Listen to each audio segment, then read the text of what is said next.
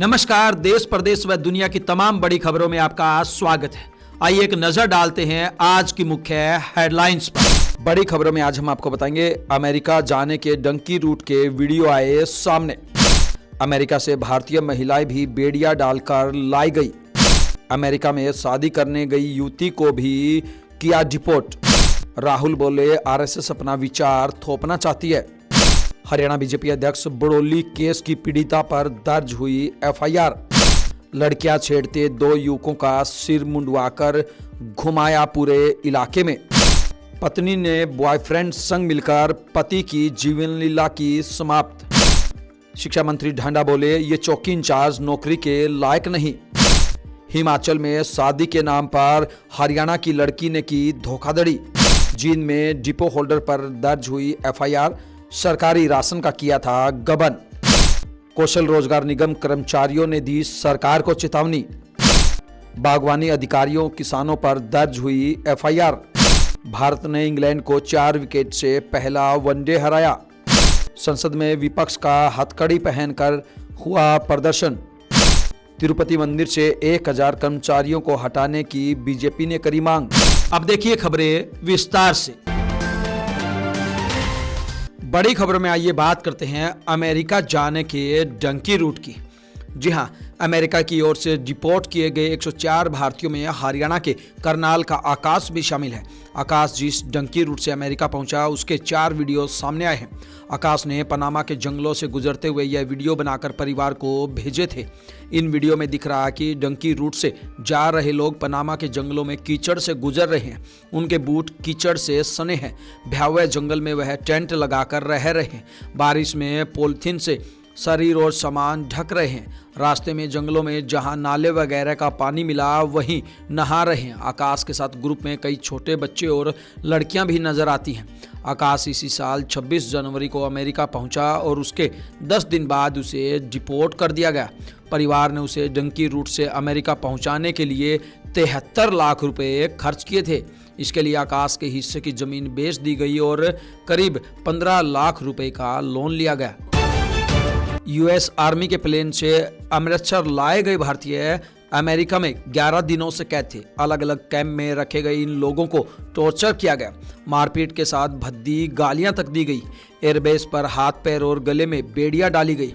काले कपड़े से चेहरा ढक दिया गया। प्लेन के अंदर बेड़ियों के साथ ही बैठाया गया। किसी को पेशाब करने के लिए भी जाना होता तो पहले हाथ ऊंचा करना पड़ता। इसके बाद सैनिक आते और वॉशरूम तक लेकर जाते। इन लोगों ने अमेरिका से डिपोर्ट होकर भारत पहुंचने तक की मुश्किलें बिंदास हरियाणा के साथ शेयर की। इतना ही नहीं, महिलाओं को भी बेड़िया डालकर लाया गया और 11 दिनों से इन लोगों को कैद किया गया था। अमेरिका से जिन 30 पंजाबियों को डिपोर्ट किया गया वे डंकी रूट से यूएस पहुंचे थे। इसके लिए उन्होंने 40 से 50 लाख तक खर्च किए। किसी ने जमीन गहने बेचे तो किसी ने मोटे ब्याज पर लाखों का कर्ज लिया। परिवार को उम्मीद थी कि अमेरिका पहुंचने के बाद उनके हालात बदल जाएंगे, कर्जा भी चुका देंगे, जमीन भी खरीद लेंगे, मगर अचानक अमेरिकी सरकार ने उन्हें डिपोर्ट कर दिया। हालांकि परिजनों को इस बात का दिलासा है कि बच्चे अपने घर लौट आए हैं, मगर अब खाएंगे क्या, कर्ज कैसे चुकाएंगे, ऐसी कई चिंताएं उन्हें खाई जा रही है। अमृतसर की 26 साल की सुख कौर शादी करने के लिए अमेरिका गई थी। कमाल की बात यह है कि उसको अमेरिका भेजने के लिए परिवार वालों ने 41 लाख रुपए का कर्जा लेकर शादी करने के लिए उसको भेजा था, लेकिन अब उसे भी वापस भेज दिया गया है। कांग्रेस नेता राहुल गांधी ने यूनिवर्सिटी ग्रांट कमीशन यानी कि यूजीसी के नए मसौदा नियमों का विरोध किया। उन्होंने कहा कि भाजपा देश भर में आरएसएस का एजेंडा चलाना चाहती है। वे एक विचार, एक इतिहास और एक भाषा थोपना चाहते हैं। राहुल ने कहा आरएसएस का मकसद देश की अलग अलग संस्कृतियों और इतिहासों को खत्म करना है। वे संविधान पर हमला करके अपने विचार को थोपना चाहते हैं। राहुल ने कहा कि हर राज्य की अपनी भाषा, संस्कृति और इतिहास है। इन्हीं से मिलकर भारत बना है। तमिल लोगों का अपना इतिहास और परंपरा है। ऐसे नियम लाना तमिल समेत हर राज्य का अपमान है जहां आरएसएस अपनी हुकूमत चलाना चाहता है। कांग्रेस ने यूजीसी के नए नियमों को तानाशाही और संविधान विरोधी बताया और इन्हें तुरंत वापस लेने की मांग की। हिमाचल प्रदेश के कसौली के जबरदस्ती शारीरिक संबंध बनाने के मामले में दर्ज हुई एफआईआर में अब हनी ट्रैप एंगल सामने आया है। हरियाणा पुलिस को इस मामले की शिकायत दी गई है। हरियाणवी सिंगर रॉकी मित्तल की शिकायत पर पीड़ित लड़की, उसकी सहेली और अमित बिंदल के खिलाफ मामला दर्ज किया है। इस एफआईआर में 3 अन्य भी आरोपी हैं। एफआईआर दर्ज होने के बाद पुलिस ने 3 आरोपियों को गिरफ्तार कर लिया है। रॉकी मित्तल की ओर से दोनों मुख्य आरोपियों के खिलाफ शिकायत दी गई थी कि वे हनी ट्रैप में फंसाकर पैसे की डिमांड कर रहे थे। रॉकी मित्तल ने कहा, एक आरोपी महिला ने 21 जनवरी 2025 को मुझे कई बार व्हाट्सएप पर मिस्ड कॉल किए। अगले दिन जब मैंने रिटर्न कॉल किया तो उसने साफ कहा कि वह और अमित बिंदल इस प्लान के मास्टरमाइंड है। केस करने वाली लड़की से वह मेरा समझौता करा देगी। इस दौरान उसने मुझसे 50 लाख रुपए मांगे। जब मैंने उसे न बोल दिया तो वह कहने लगी कि इसका अंजाम बहुत बुरा होगा। इसके बाद उसने जगह जगह उस कॉल का स्क्रीनशॉट लेकर प्रदर्शन, कैंडल मार्च और झूठे इंटरव्यू देने शुरू कर दिए थे। नूंह में 2 युवकों की पिटाई और सिर मुंडवाने के मामले में बड़ा खुलासा हुआ है। पुलिस के मुताबिक इन दोनों युवकों ने पहले लड़की का घर से अपहरण किया था और फिर खेतों में ले जाकर उसके साथ जबरदस्ती शारीरिक संबंध बनाए थे। किशोरी के चीखने और चिल्लाने की आवाज़ जब गांव वालों के कानों तक गई तो गांव वालों ने मौके पर पहुंच दोनों की धुनाई कर दी। पिटाई के बाद दोनों आरोपियों को गांव के अंदर लाया गया। उनके आधे सिर पर उस्तरा फेर दिया गया। इतना ही नहीं, दोनों को आधा गंजा करने के बाद ग्रामीणों ने उनके गले में गोबर के उपले भी लटका दिए। युवकों के साथ हुए सलूक का एक वीडियो भी सामने आया है जिसमें युवकों को अधगंजा देखा जा सकता है। लोगों का कहना है कि ऐसे आरोपियों का ऑन द स्पॉट फैसला करने से समाज में एक अच्छा संदेश आता है। उधर पुलिस ने पोक्सो एक्ट के तहत मामला दर्ज कर दोनों ही आरोपियों को गिरफ्तार कर लिया है। फरीदाबाद में पत्नी ने बॉयफ्रेंड के साथ मिलकर अपने पति की जीवन लीला समाप्त कर दी। आरोपी युवक ने पहले महिला के पति को शराब में नशीली चीज पिलाई, फिर मफलर से उसका गला घोट दिया। महिला ने भी अपने पति को खत्म करने में बॉयफ्रेंड का पूरा साथ दिया। पूरी प्लानिंग दोनों ने एक साथ ही की थी। दोनों ने मिलकर शव को ठिकाने लगाने के लिए उसे एक सीवरेज में फेंक दिया। 3 फरवरी को पुलिस को सीवरेज से लाश मिली थी, जिसके बाद मृतक राकेश की पत्नी रंजीता और उसके प्रेमी विजय नारायण को पुलिस ने गिरफ्तार कर लिया है। हरियाणा के शिक्षा मंत्री महिपाल ढांडा जींद में जिला कष्ट निवारण समिति की बैठक में पुलिस चौकी इंचार्ज पर भड़क गए। शिकायतकर्ता के साथ दुर्व्यवहार करने और मामले में कार्रवाई न करने पर मंत्री ने कहा कि वह नौकरी के लायक नहीं है, इसका पक्का इंतजाम करूंगा। उन्होंने एसपी राजेश कुमार को चौकी इंचार्ज की फाइल बनाने के निर्देश दिए। वह चौकी इंचार्ज की टर्मिनेशन की सिफारिश करेंगे। इसके साथ उन्होंने पशुपालक का लोन अटकाने के मामले में आईडीबीआई बैंक के मैनेजर को खूब खरी खोटी सुनाई और स्पष्टीकरण मांगा। शिक्षा मंत्री ने लेबर विभाग में सबसे ज्यादा शिकायतें आने और अधिकारियों द्वारा लोगों को परेशान करने के मामले में डीसी मोहम्मद इमरान रज्जा को जांच के आदेश दिए। उधर कृषि मंत्री श्याम सिंह राणा ने लापरवाही बरतने पर हरियाणा राज्य कृषि विपणन बोर्ड के 4 अधिकारियों को सस्पेंड करने के आदेश दिए हैं। हिमाचल प्रदेश के हमीरपुर में शादी के नाम पर एक युवक से धोखाधड़ी का मामला सामने आया है। दरअसल भोरंज के शाही गांव के जितेश शर्मा की बीते साल 13 दिसंबर को एक बिचौलिए ने हरियाणा की बबीता नाम की लड़की से उसकी शादी करवाई थी। अब दुल्हन उसे छोड़कर और कुछ गहने लेकर चली गई है। बिचौलिए ने भी 1.5 लाख रुपए की जितेश को लौटाने से इनकार कर दिया है। पीड़ित युवक जितेश ने भोरंज थाना में एफआईआर दर्ज करवाई है।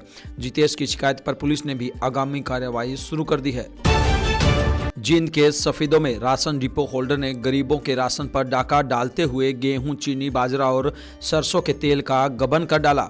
पुलिस ने डिपो होल्डर के खिलाफ मामला दर्ज कर डिपो की सप्लाई को सस्पेंड कर दिया गया है। हरियाणा के पलवल जिले में कौशल रोजगार निगम के कर्मचारियों ने सरकार के खिलाफ जोरदार प्रदर्शन किया।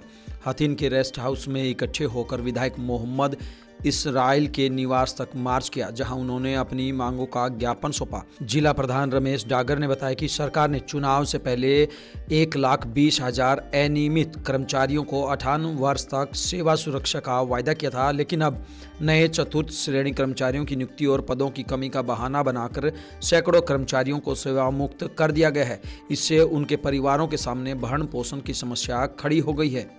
कर्मचारी संगठनों ने चेतावनी दी है कि अगर 15 फरवरी तक उनकी मांगों का समाधान नहीं किया गया तो सड़क कर्मचारी संघ हरियाणा की घोषणा के अनुसार 15-16 फरवरी को कुरुक्षेत्र में मुख्यमंत्री आवास का घेराव किया जाएगा। सीएम फ्लाइंग हरियाणा की करनाल टीम ने बागवानी विभाग सोनीपत में सरकारी सब्सिडी के गबन का बड़ा खुलासा किया है। बागवानी विभाग के अधिकारियों और कुछ किसानों की मिलीभगत से फर्जी प्रमाण पत्रों के जरिए 2,55,000 रुपये का गबन करने का मामला सामने आया है। रिपोर्ट के मुताबिक सरकार द्वारा किसानों के लिए चलाई जा रही मशरूम खेती एवं संवर्धन, बांस की स्टैकिंग और प्लास्टिक टनल योजना में बड़ा घोटाला हुआ है। भारत ने इंग्लैंड को पहला वनडे 4 विकेट से हरा दिया। नागपुर के वीसीए स्टेडियम में इंग्लैंड ने बैटिंग चुनी। टीम 47.5 ओवर में 248 रन बनाकर ऑल आउट हो गई। भारत ने 38.4 ओवर में 6 विकेट खोकर टारगेट हासिल कर लिया। दूसरा वनडे 9 फरवरी को कटक के बाराबाती स्टेडियम में खेला जाएगा।